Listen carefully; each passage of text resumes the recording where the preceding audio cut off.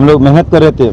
मजलिस इत्तेहादुल मुस्लिमीन जो हक और इंसाफ के लिए जाना जाता है, जिसकी मिसाल घर घर कन कन जन जन तक जो हम लोग पहुंचाया करते थे कि अवैसी की पार्टी है और बहुत इंसाफ करने वाली पार्टी है, हक करने वाली पार्टी है। आज ये पार्टी पूरे 22 विधानसभा ही नहीं, पूरे सीमांचल के तमाम कार्यकर्ता के दिल को ठेस पहुंचाया है।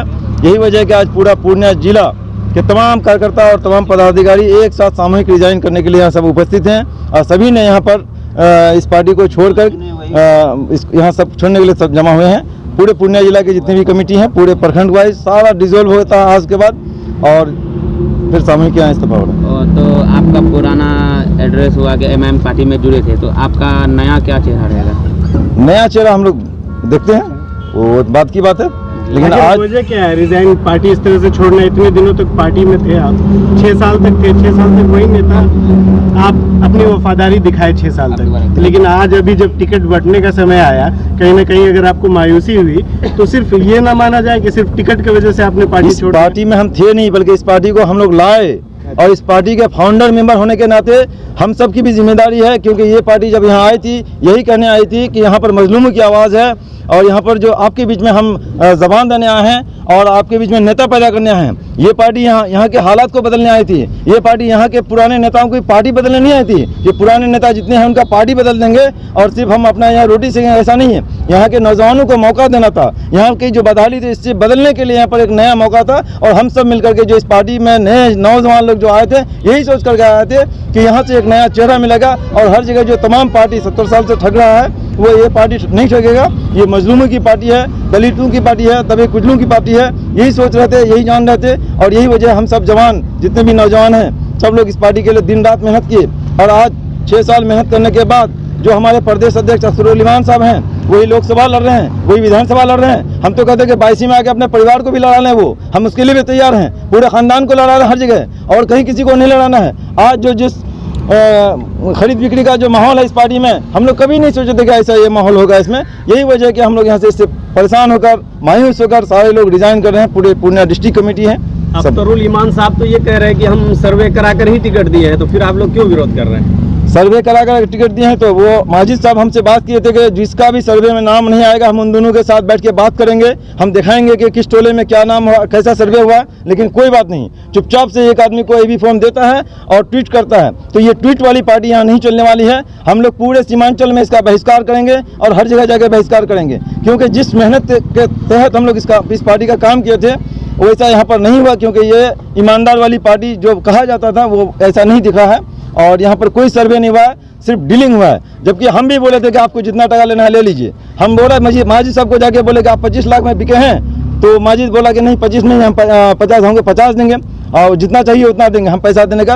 और मतलब आप भी पैसे लेकर ही टिकट लेना चाहते थे? यकीनन अगर वो पैसा लेकर के टिकट देना चाहती है तो देने के लिए एक से एक है। एक ही से क्यों, आप रेट लगा दीजिए कि छोटा पदन का इतना, 22 विधानसभा का इतना। हर पैसे का मांग किसने किया था? किस तरह से ये जानकारी आपको कैसे लगी कि पैसे की मांग की? देखिए हम पूर्णिया सदर से विजय उड़ाव को पार्टी ज्वाइन कराए थे। विजय उड़ाव से चौपर के नाम पर 11 लाख रुपए मांग किया गया और वो चौपर के नाम पर 11 लाख रुपए देने के लिए भी तैयार हुआ। हमसे भी चौपर का दाम के लिए पैसा मांगा गया, हम तैयार हुए और हम नहीं बल्कि कोई भी तैयार है देने के लिए।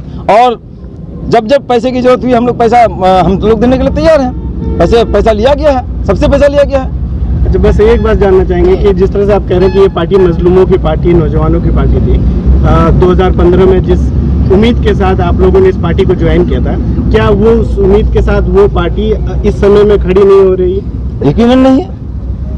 सिर्फ टिकट कट जाने की वजह से ऐसी बात है या फिर कि कहीं ना कहीं वो ऐसा दिख रहा है कि मजलूमों को जैसे ये पार्टी जज्बात को खड़ी है, ये खड़ी है आपके साथ। मैं ये जानना चाहूंगा कि जय भीम और जय मीम के नारे के साथ आपकी पार्टी यहाँ आई थी, तो अभी जो सीट का घोषणा हुआ है तो उसमें जय भीम वाले कितने चेहरे हैं? एक भी चेहरा नहीं है, एक भी चेहरा नहीं। हम कंचन देवी बहन को हम पार्टी ज्वाइन कराते हैं, विजय उड़ाव को भी पार्टी ज्वाइन कराता है, लेकिन उन दोनों को टिकट नहीं दिया गया। यकीनन ये हिंदू मुस्लिम वाली पार्टी जो आज जो जाना जाता है, आज जो बीजेपी का एजेंट कहा जाता है, आज 22 का सीट निकल रहा है, लेकिन आज 22 में जब बीजेपी का कैंडिडेट घोषित हुआ तो यहाँ पर पुराने चेहरे को नहीं दिया गया, क्योंकि जबकि तमाम कार्यकर्ता दोनों के लिए तैयार था। मालूम है कि यहाँ पर जो भी मैटर था सब कोई तैयार था कि पुराने में जो भी हैं उनके लिए हम तैयार हैं। जब सारे लोग तैयार हैं पार्टी के पुराने जितने भी लोग पिछले 5 साल से जो काम कर रहे हैं, सब लोग जब गुलाम सरोवर और शाहनवाज के लिए तैयार हैं, तो क्या वजह है कि आपको टिकट बाहर को देने की जरूरत पड़ी?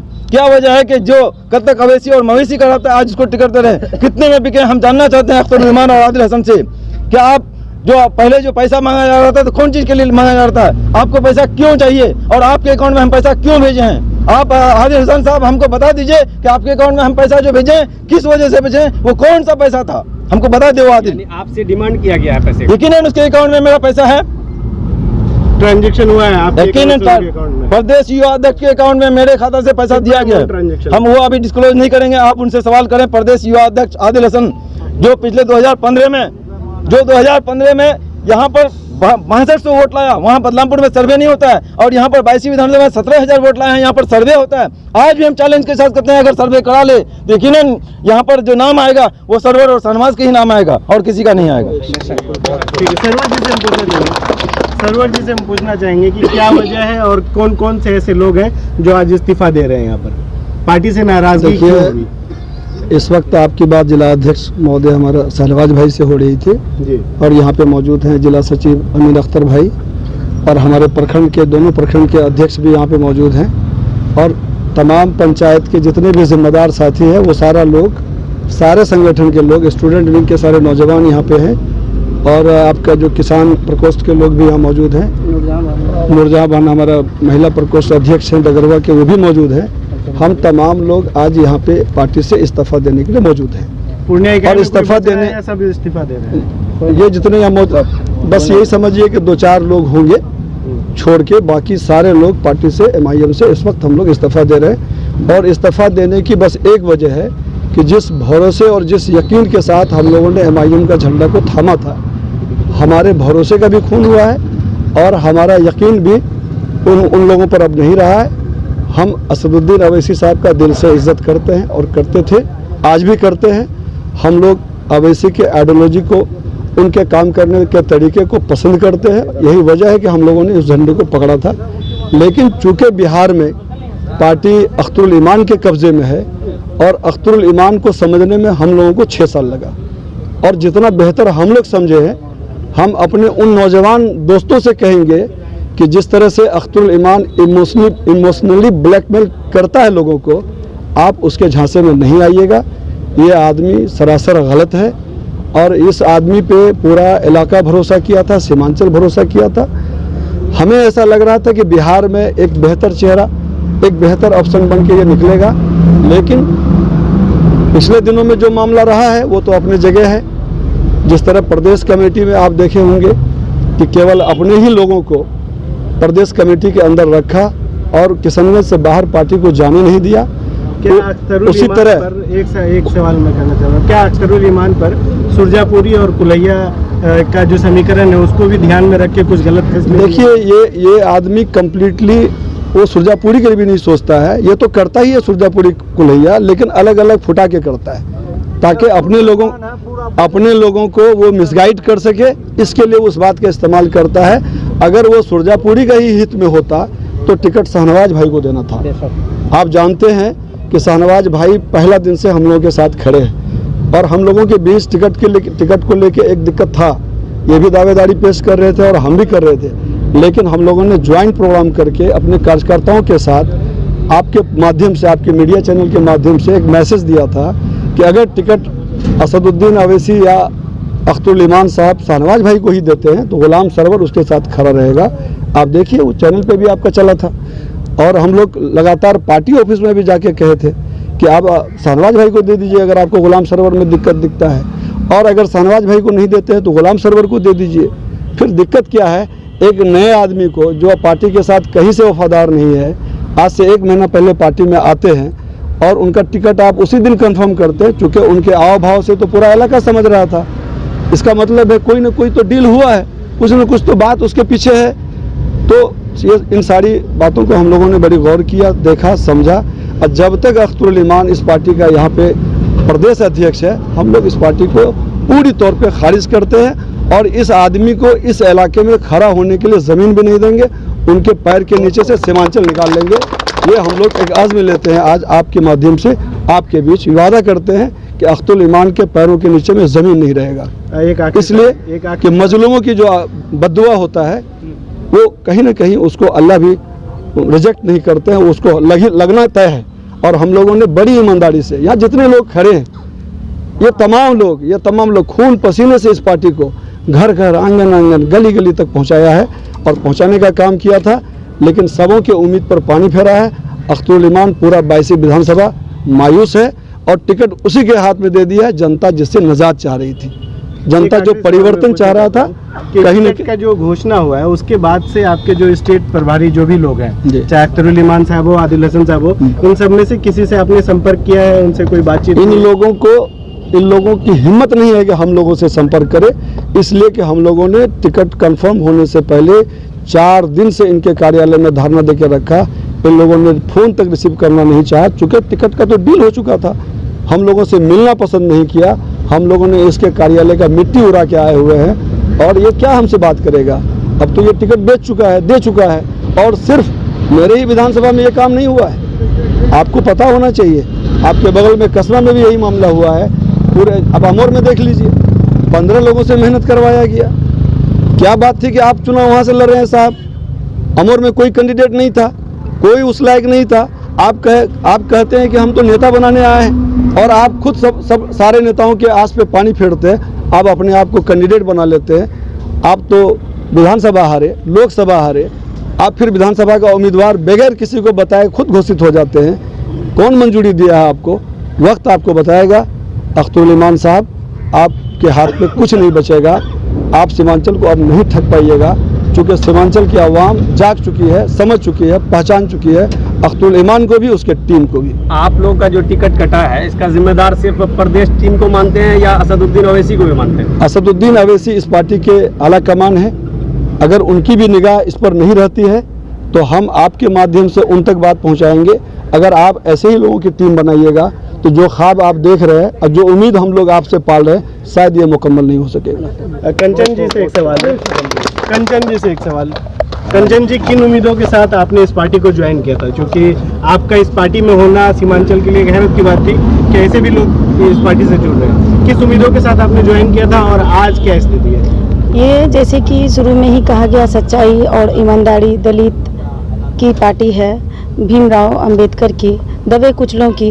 तो आज दबे कुचलों की नहीं रही। ये जो सदर हैं हमारे और आदिल हसन हैं, ये दबे कुचलों की सिर्फ खून पीने आए हैं। ये सिर्फ ये साबित कर दिए कि काम करने वाले का कोई बुनियाद ही नहीं है पैसे के आगे।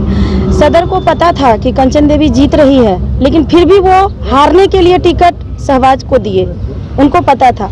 और हम सदर को ये यहाँ के माध्यम से कहना चाह रहे हैं कि ये हमारा चुनौती है कि अगर आप में दम है तो आप यहाँ से कसवा, बैसी और अमोर से एक भी सीट निकाल के दिखा दीजिएगा तो हम आपका गुलामी सरेआम खटेंगे। ठीक है, दबे कुचलों की और 15-20 प्रत्याशी को खटाते हैं और खुद राज करते हैं। पैसे की डिमांड हमसे भी किया गया ऑफिस में जाने के बाद, तो हम देने के लिए भी तैयार थे, लेकिन फिर भी इन्हें ज़्यादा भूख था, वो भूख हम नहीं मिटा पाए।